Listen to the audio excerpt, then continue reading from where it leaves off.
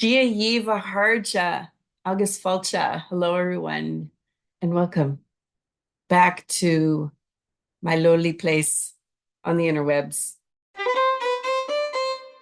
I thought that I would do a video before I get back sort of into the vocab stuff, and then I'll start building that. I wanted to do a video about my experience in Ireland with the Irish language. It was amazing. If anyone says anything about the Irish language being dead, send them to me. Not only did I notice it like everywhere, and yes, even in the north, like people were speaking it. I mean, there were like the random signs that I would see everywhere, like Gomal, Bruscar, Ishka, like on the ground, and then the bathrooms, Fearr and Lethris, but even on like receipts. So I've got my receipt here from the bus going to Derry from Letterkenny, and it's got Dinna Fasta single. So it was everywhere. I saw it everywhere. Dublin was pretty awesome because they had on Shopalour. So on Shopalour, I picked up this book. It's in Ishmara, and it's kind of an easier read because I need some basic stuff. But this one really got me excited because it's As Gaeilge, Irish short stories with translations. So you open it up and you've got Béarla, you got English on the one side and Gaeilge on the other side. So as you're reading the Gaeilge, you could go, oh, what is that? And then just go kind of look over. Obviously, I know that it's not a direct translation. Trust me, I've been learning that. But that's really good for vocabulary too. So if I don't know, just reading stuff and it's like, oh, like here's Gurmachagat, and then you just look over on the other side and it's like, oh, it says thank you. So this is going to be really cool to start reading. And the nerd in me picked up this. Yes, I think some of y'all will recognize this. Well, the Irish people will. This is one of the more popular books. I also went to Connolly Books and went to Ireland and got this shirt. So, I mean, it's not your typical Irish shirt, but I got it and I was so excited because it's so cool. Okay, so it says, Ní Saoirse, go Saoirse, Naman, which is no freedom until the freedom of women. So that was a little harder to find shirts with actual Irish. And then the next stop was Inscale. So this was just like just outside of Dublin City. And I walked in and I was like filming the video because I was like, what is this like? They had a lot of cool like merch in Irish As Gaeilge, which was amazing. And so I'm filming, and then I put my camera down. I forgot it was still filming, and actually got a little conversation that I was trying to, when we walked in, I was trying to speak Irish.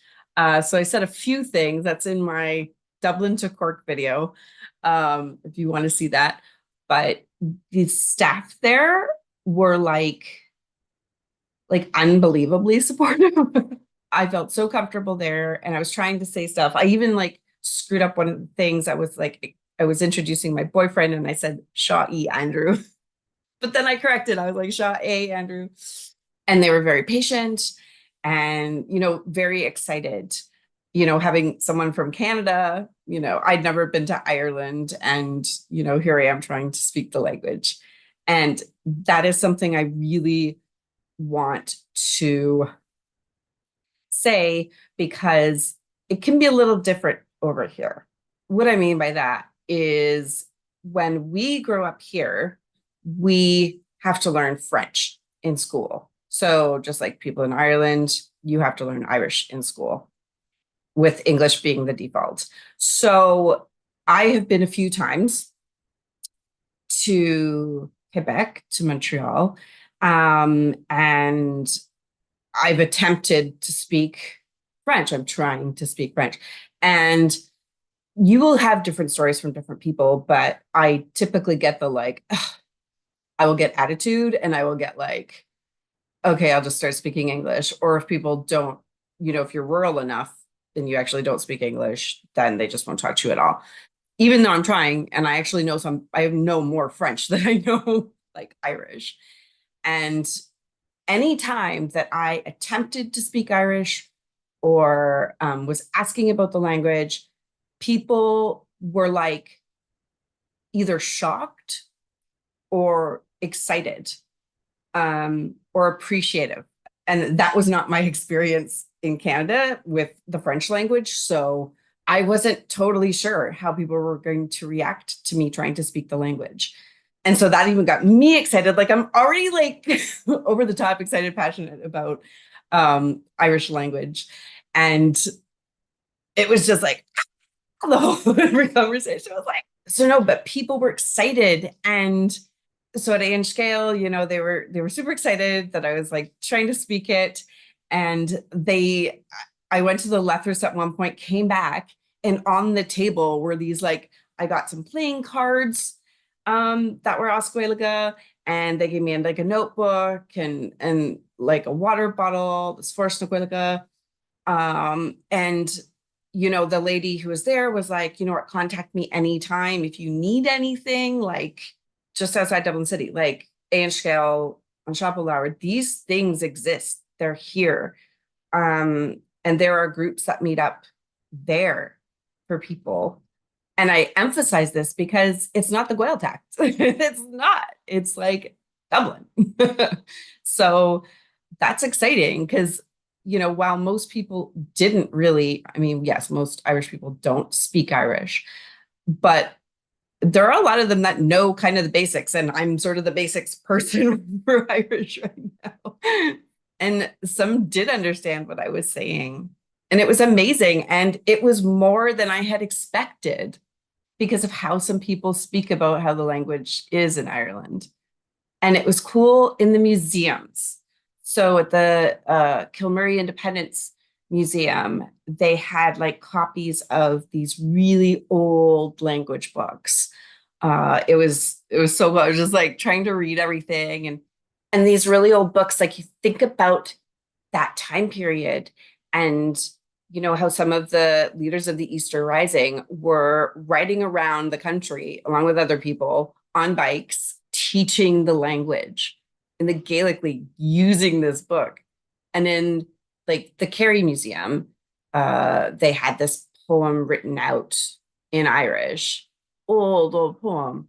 So it was beautiful to see these ancient artifacts, this material culture from so long ago, and still hearing it today.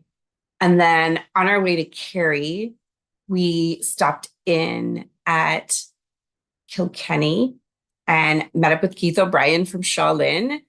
So that was super cool because that's one avenue people talk about taking when it comes to learning language, like, learn some songs. So whether it's Kneecap or Shaolin, anyone that has Irish in their lyrics, it is a bit of a challenge and difficult because, again, you don't have a direct translation, but I find it good for vocabulary.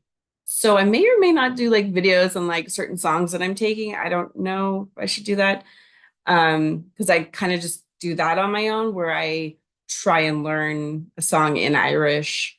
That's something else I'll get to. But try and learn a song in Irish and learn the vocabulary. It's like, what is the meaning of these words so that I could sing it in Irish and understand what I'm saying, not just saying the sounds. So another weird random encounter with somebody was in Ballinskelligs at the Abbey. So Andrew's great grandfather is buried there. So we went there and we're trying to find the grave. walking around this place. And of course, everything's so old. It's like some of the writing on the graves are hard to read. And I don't know if it was a caretaker there, but we ran into him and he started speaking Irish to another guy beside him. And I was like, oh, so I mentioned that I was learning it. And he was, again, this is what I get. You'll hear this from all my stories here. Is very taken aback, very surprised, but like, oh, asking me. And then, just very surprised and very shocked that it was like hearing my Canadian accent and then not expecting Irish to be spoken. Because he's like, or people think that we're Americans and be like, oh, these stupid Americans coming over here, blah, blah, blah, blah, because we've heard that before. But surprisingly, and I don't totally understand why, maybe a little bit, but more people in the North were like, you're Canadians. They somehow knew they could read us better than people who were in the South for sure. So then stuff happened, and then we finally got to Derry. And Derry was cool because my family are from, well, one of my ancestry lines is from the border. They were both Donegal and Derry. They were like mixed mash and going around that area because there really wasn't an invisible border back then. So we spent about 3 days in Derry. And one of the stops was Derry Cemetery. So we walked, that was a little bit of a long walk. We're in like Derry City Center. And we walked through Cregan and up to the Derry City Cemetery. And that was a beautiful, absolutely stunning cemetery that you could see. That was another place that I really appreciated the Irish language because there were a lot, even outside of like Republican plots, like there were, like the language was there. And also, again, just a beautiful spot. And I even planned for going to the Cultural Arts Center in Derry because I learned that they had like a beginner's language course, beginners in quotations. I went and yeah, brought my boyfriend with me. So he was completely lost. But I was like, I am actually learning Irish in Ireland. We went and a bunch of people showed up and the task, it was their last class. So they had had a couple weeks like already, like they had done like an 8-week course or whatever.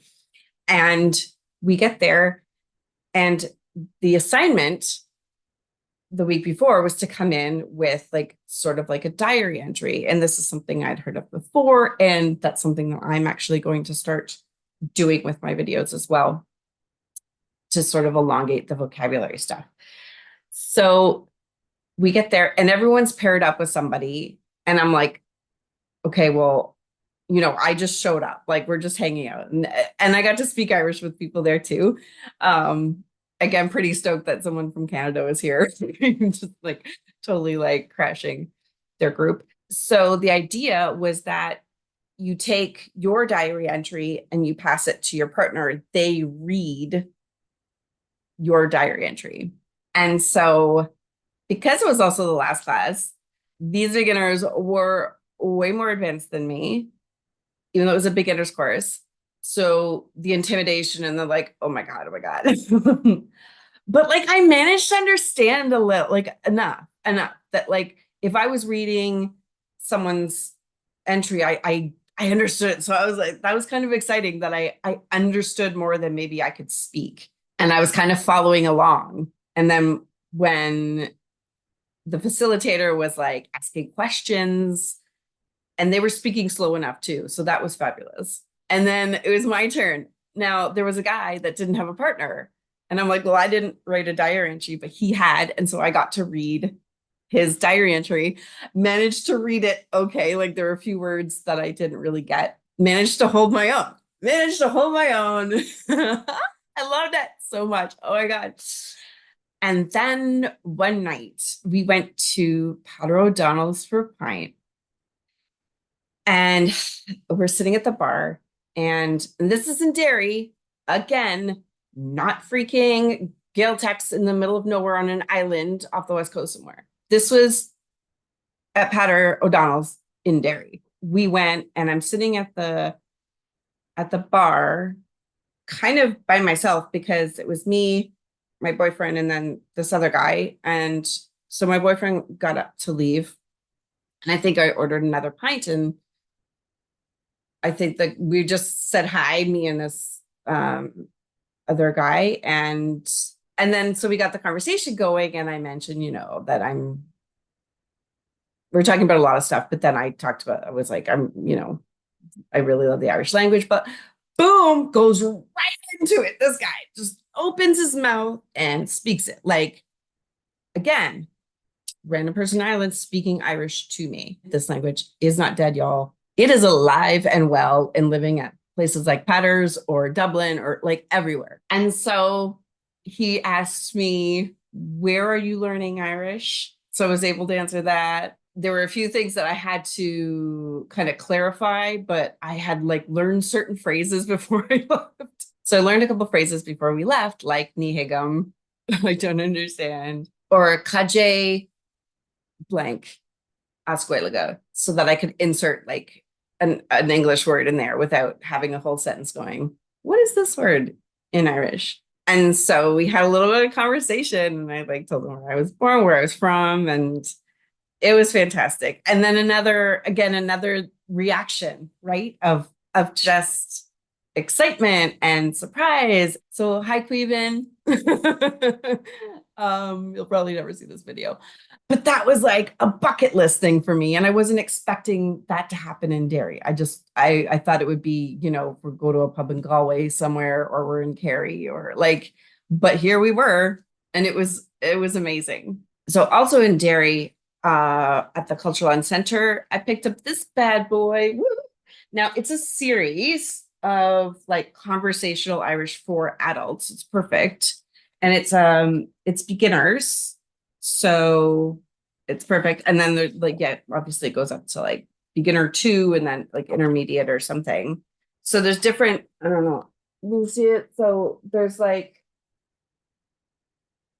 different activities of like trying to actually speak, saying certain things, like asking questions and answers. Then there's also like, here's like conversations and stuff like that. So no, it's great. So then we headed to Belfast, and I very explicitly wanted to stay off the Falls Road. And so I did, in the Gaeltacht quarter of the Falls Road. And loved that community. Again, Irish everywhere. There was a cultural arts center there, which was amazing.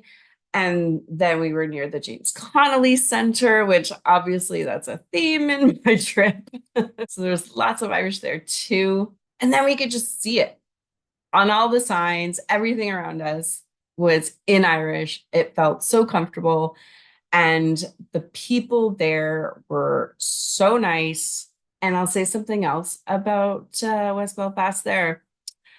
Not only was there a lot of Irish around there, and the murals were amazing, but can we talk about the amount of cats that are in that neighborhood? Because like I was in like heaven. These are my cat people. There were so many cool neighborhood cats. Anyway, so then one of the last things that I got to do was back in Dublin the night before we had to leave. We went to Petter Brown's, and that's like totally our bar. We're regulars there. The Dublin Bards were playing, and we saw them on one of the first nights that we were there in Dublin. There was one song I knew in Irish, and I got to sing it at the bar. I was terrified. I'm like singing Irish in an Irish pub. And everyone's like listening.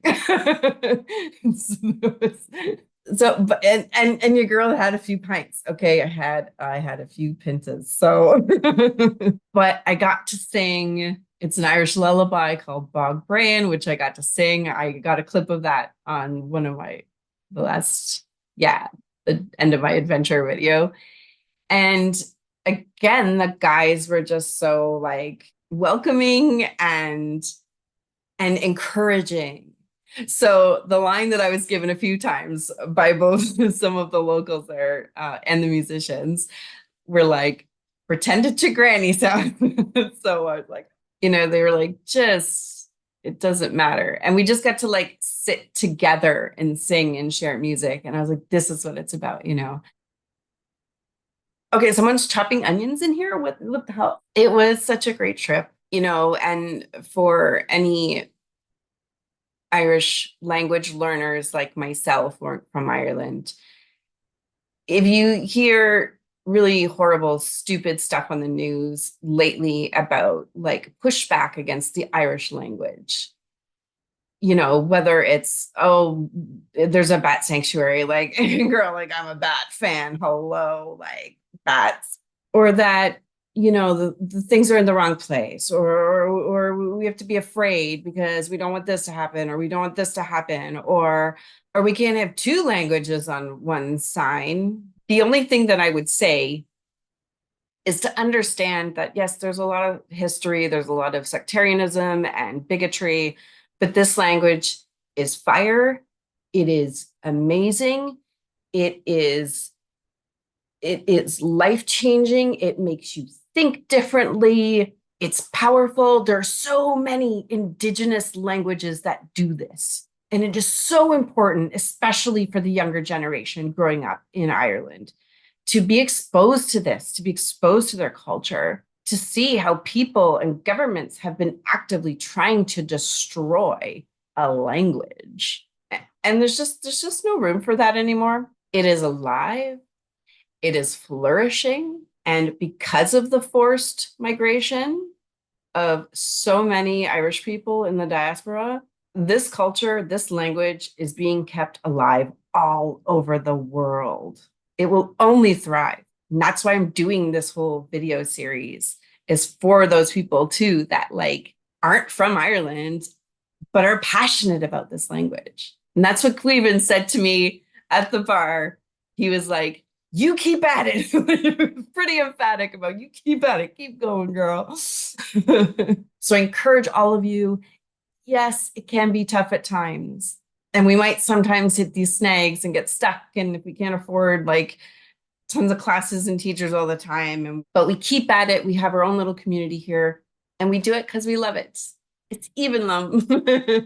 It's even lum E or it's even lum A. So that was a quick little rundown summary of my Irish language experience in Ireland. And I hope I get to go back. So thanks everyone for watching, and slán go fóill.